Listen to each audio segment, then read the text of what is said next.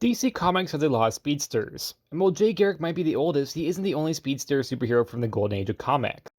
The likely second most known speedster from this era is Quicksilver, and no, not the Marvel character, but instead the hero who would one day become Max Mercury in the Bronze Age of comics. Max Mercury, or Quicksilver, was acquired by DC after absorbing Quality Comics, the original comic company for characters such as Plastic Man, Phantom Lady, and of course, Quicksilver. He was also the first character to ever use the name Quicksilver, decades before the Marvel character, and would be later renamed Max Mercury after Marvel introduced their own Quicksilver. Since even though I like Max, you can't deny that Marvel's Quicksilver is a lot more known than Max Mercury. But who was this Golden Age Quicksilver, before he was Max Mercury?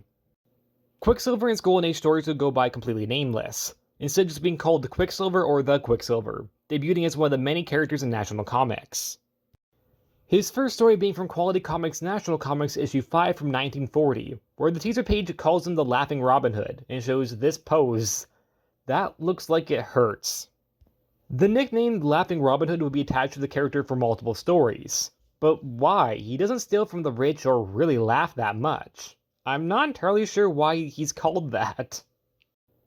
Feels kind of a bit of a rip on Jay Garrick's Flash moniker Man of Speed, which would be the eventual basis for Scarlet Speedster. Jay debuted mere months before Quicksilver in Flash Comics issue 1, also from 1940. So they're pretty close. Quicksilver's debut story is very fitting to his name. It's quick and only deserves a silver. This story is a very vague, bare-bones structure of a plot. It's only 3 pages, and because of that, it can't have a bigger story nor have the details that most stories need. Instead, it's a very basic premise without really any details or really anything that makes this story more memorable. It is quick and it could have really been any other hero. It doesn't have to be Quicksilver, it could have been really anyone. Which, to be fair, is very common with these earlier stories. The police are dealing with some random criminal named Von Laufer, who's upset by previous incarcerations, trying to get back at them by using some sort of chemical agent to control them, making them destroy just random buildings in the city. There's not a lot of detail about any of this, aside from that's just what's happening. I would like to know what Vaughn did before this. Like, did he get arrested for tax fraud and just decided to destroy the city? Like said, this story is really short. Quicksilver shows up, breaks their control, and with the police takes over the head crook. And yeah, that's the story. There was this one moment where I snickered out loud when Quicksilver jumped over the officer's back.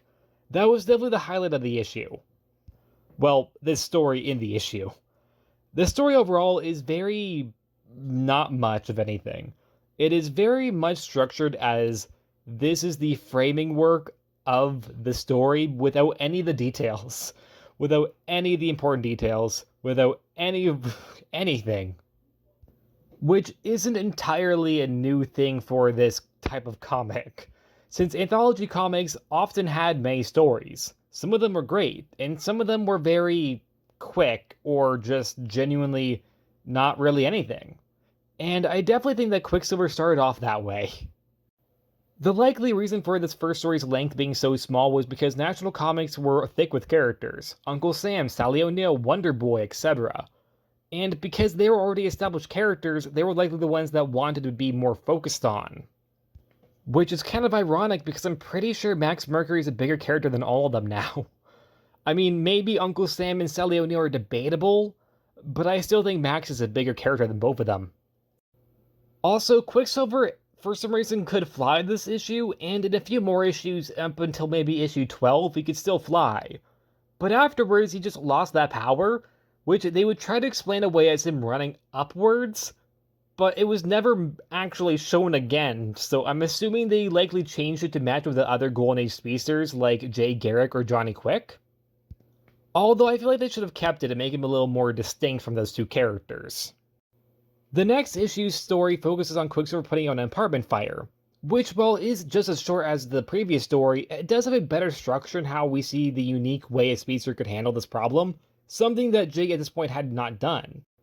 Quicksilver would continue to have a feature in National Comics, and as time would go on, it seemed as if his popularity was growing, with more pages being given to his stories.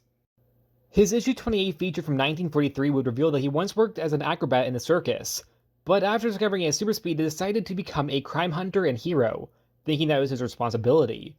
But it doesn't explain how he got his powers. I guess he was born with them, because he's not given a proper origin, he just has these powers randomly. This feature would also attempt to create a supporting cast. It wasn't the strongest, however I will give it props for actually trying to make it diverse. It wasn't great depictions, but unlike some other stories from this very own anthology, it doesn't feel intentionally racist, where there's instead a real attempt to make genuine characters. It, of course, is from its time period, so it's not great representation, and it very much was a failed attempt, but props for at least trying. Also, just genuinely in comparison to some of these other stories, it's a lot better than a lot of the other stories in this book, because there were just genuinely horribly racist stories in these national comics. And also, no, it's not the whole like, oh, I'm coming from a modern perspective. No, people complained about these to the point where they were taken out before the series ended. I only skimmed through a few of them, and some of them I felt weird being a biracial guy. Quicksilver stories would often remain isolated, no real crossover or connection to others in the book, which would occasionally have other heroes meet each other.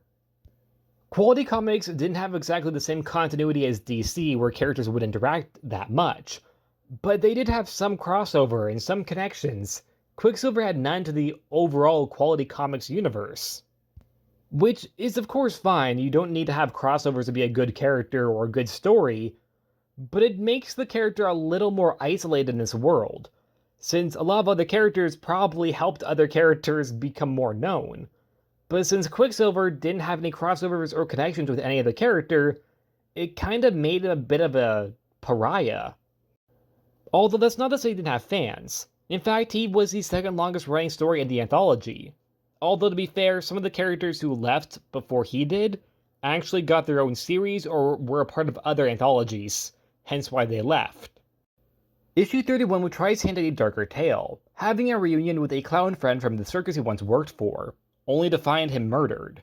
This story shows a genuine anger behind Quicksilver. The criminals can't hide anywhere, not even where I live, Ontario. What's interesting here is he finds them already dead, by their own means. So the question of if he was going to let them live or not wasn't answered. Because in the story itself, it very much framed Quicksilver as being vengeful, meaning if he found them alive, he might have actually killed them. With more details like his friend's name, it could have been something more.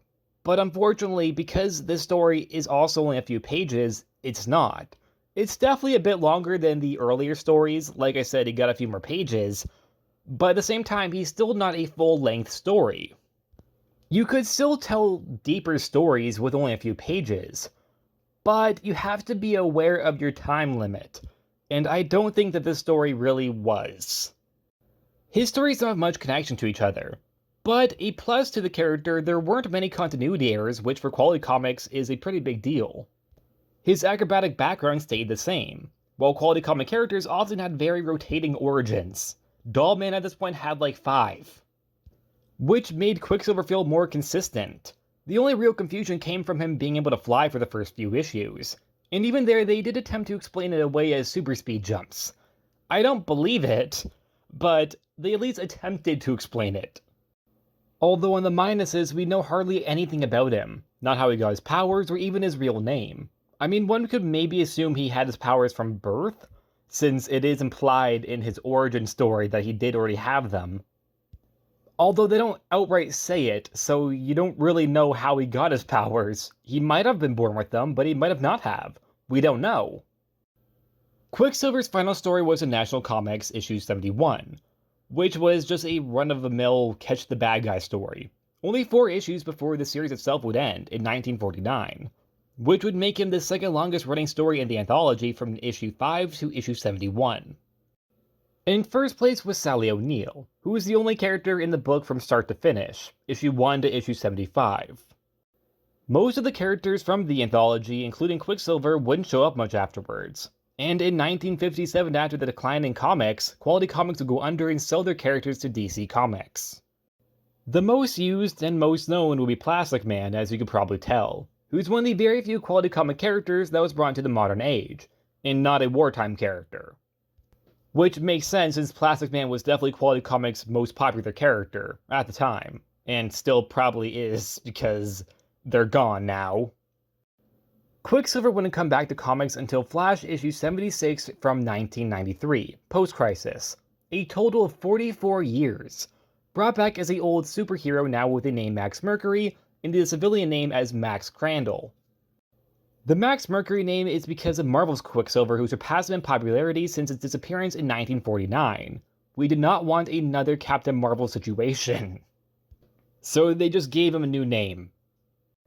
The character would appear among Jay Garrick and Johnny Quick, the three big Golden Age speedsters, where we're now retconning they were now friends, although we never saw that on panel because Quality Comics wasn't owned by DC Comics at that point. In fact, did Jay and Johnny ever interact either? Although I do like the retcon because I think it makes sense, since they're both intended to be a bit of a rip on the Flash, so now they're all actually friends and connected in some capacity. As Max Mercury, the character would be treated with a lot of respect in the 90s. It was really interesting to see a character who could have easily just been a blimp in the era of Quality Comics to now really step up. He still had a lot of the same characterization even with a new name, and a lot more fleshed out. I, for one, am really happy the character came back, because he's actually a personal favorite speedster of mine. I know he's a bit obscure, but I still think he's a great character. Now Max Mercury had a different origin, having been a close friend to a Blackfoot community in 1838, refusing to believe racist claims of the time, which is likely a reference to the unnamed Native American support character from the Golden Age he had. This group would be ambushed and murdered by racist colonizers, so just colonizers, where his best friend, a shaman, would give him the power to tap into the Speed Force. Max Mercury's powers would slow down his aging, but he would also run through the timeline constantly, so his age really varied. It's also stated that he used many different names in different eras, including Quicksilver. He would also be a strong man of liberty, using his powers to stop as many racist attacks as he could, which is also likely a reference to how his early stories would attempt to include a diverse supporting cast. The majority of his stories would come from the Impulse series from the 90s, where Max would be a prominent supporting character to Bart, being a father figure and even having custody of Bart. The two would have a very dynamic father and son relationship, both being from out of time, since he's from the past and Bart's from the future. His fanbase would skyrocket, quickly becoming a fan-favorite speedster of the Flash side of DC Comics. He might have not been super popular, but those who knew of him thought he was great, including myself. He's also said to be the first person to ever tap into the Speed Force, which would make him integral to main speedster storylines, even once being stuck inside the Speed Force. Luckily it didn't last. While in recent years he hasn't had all that much to do, he's still a part of the Flash family and a mentor to younger members, such as Avery Ho and also still Bart Allen. And he weirdly looks a lot younger than he used to. I'm not entirely sure how that happened, but he definitely de-aged somehow.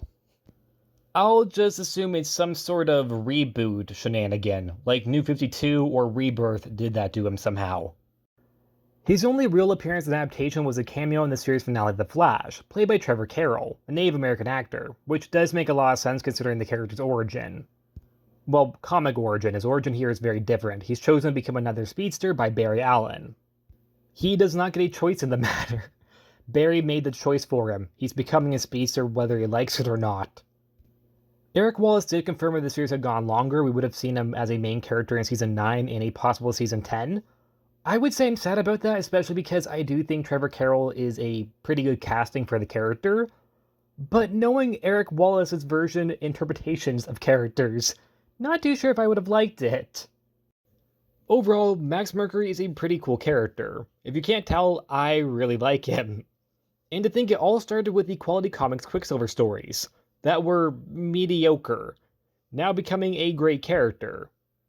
And that's it. Like always, please like, subscribe, and I'll see you guys next time.